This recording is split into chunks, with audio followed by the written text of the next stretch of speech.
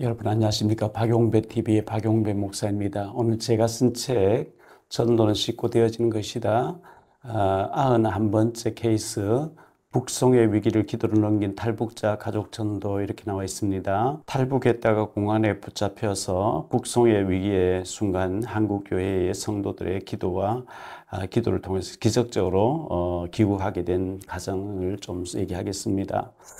저희 교회에 변종혁 탈북자 목사님 계시는데 이종 사촌 형이 북한의 어느 마을에 살고 있었다고 합니다. 변 목사의 어머니가 도움을 줘가지고 이종 사촌 형이 4년 전에, 지금부터 한 6년 전쯤에 한국에 왔는데요. 이 책을 쓸 때는 4년 전이었습니다. 그런데 제 북에 있는 부인과 두 딸을 데려오려고 이제 또 브로커를 서서 연락해서 중국으로 빠져나오게 됐는데요.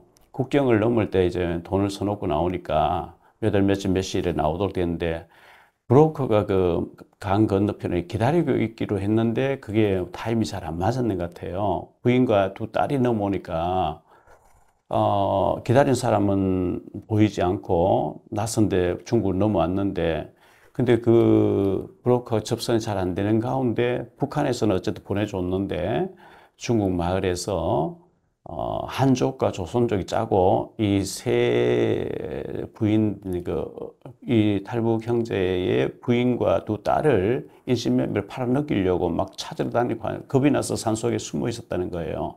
숨어 있다가 마을에 내려왔는데 막 또 추격해서 막 잡으러 다니니까 숨기도 하고 그런데 어떤 이제 조선족 집에 들어가서 브로커 전화번호를 대주면서 연락 좀 해주라 하니까 연락이 돼가지고 브로커를 만나가지고 연길까지 무사히 이제 도착하게 됐다는 거예요. 그 연길에 브로커 집에 있으면서 우리 변 목사 이종 사촌 형하고 이제 통화를 이제 직접 했다는 겁니다. 그래서 복음을 전하고 예수 믿기로 하고 그리고 혹시나 무슨 일이 잡혀가게 되면 예수님 이름으로 기도해라 뭐 이렇게까지 얘기를 하고 이렇게 했대요.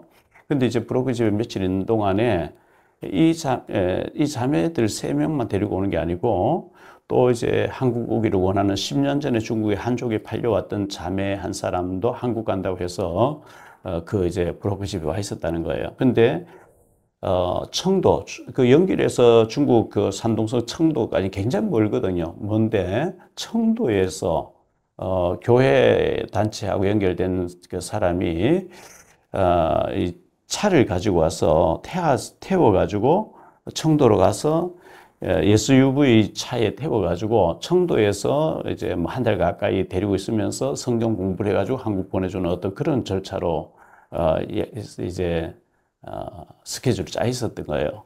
근데 이제 청도에서 그 SUV 차가 와서 그 다음날 이제 태웠어요. 그 브로커 집에. 근데 10년 전에 팔려왔던 자매가 한국 간다고 이제 남편하고 헤어지고 오는데 뒤를 밟은 것 같아요. 그래서 그 다음날 그 아파트에 있다가 그 차를 타고 연길을 벗어나려고 하는데 연길 시내를 못 벗어나고 공항을 딱 기다리고 있어가지고 잡혀가지고 그 연길에서 뭐 한 4, 50분 거리에 있는 돈문 수용소가 있거든요. 돈문의 언덕 위에 탈북자를 잡아 가두는 수용소가 있단 말이에요. 거기에 잡혀가 있는 거예요. 그래 뭐 난리가 났죠. 저희 쪽에서는. 그래서 이 자매 두 딸과 함께 무사히 한국에 해달라고 막 계속 기도하고 뭐 연락하고 이렇게 했는데 다른 사람 다 북한 넘어갔는데 이 자매 가족 그 두 딸과 함께 세 명 안 넘어가고 거기 수용소에 갇혀 있다는 게 확인된 거예요. 뭐 애쓰고 힘쓰고 우리가 뭐 기도 한 6개월 계속 기도하고 있는데 6개월 정도 이제 잡혀 있다가 기적적으로 이제 수용소에 풀려나면서 한국으로 극적으로 오게 됐어요. 왔는데 와서 이제 18개월 한국에 온 지 이제 이때 당시 18개월 했는데 그 큰 딸 이제 중학생 된 아이하고 또 작은 딸 초등학교 다니는 아이에게 제가 물어봤거든요. 물어봤는데 중국의 그 시골 마을에 있으니까 전혀 대한민국이 있는 걸 몰랐대요. 북한 외에는 있는 줄도 몰랐대요.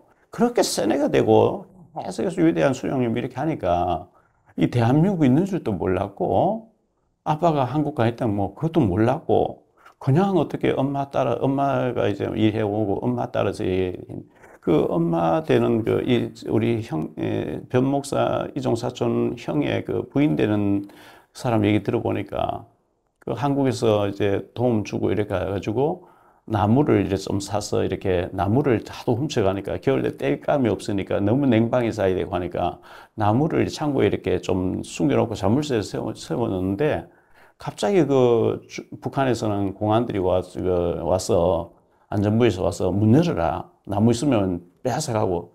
그래 뭐 와서 이제 문 열어 자물쇠 취하는 열어라. 아 자물쇠 열쇠를 잃어버렸다. 뭐 이런 핑계 대고 그냥 돈을 좀 찔러주면 그냥 간대요. 근데 이제 연기가 안 나야 되는데 너무 추우니까 새벽에 이렇게 불을 피우면 연기 나면 나무가 어디서 났냐고 와서 또 빼앗아가고. 하여튼 뭐 그런 많은 어려운 그 얘기 들어보면 너무 비참한 거예요.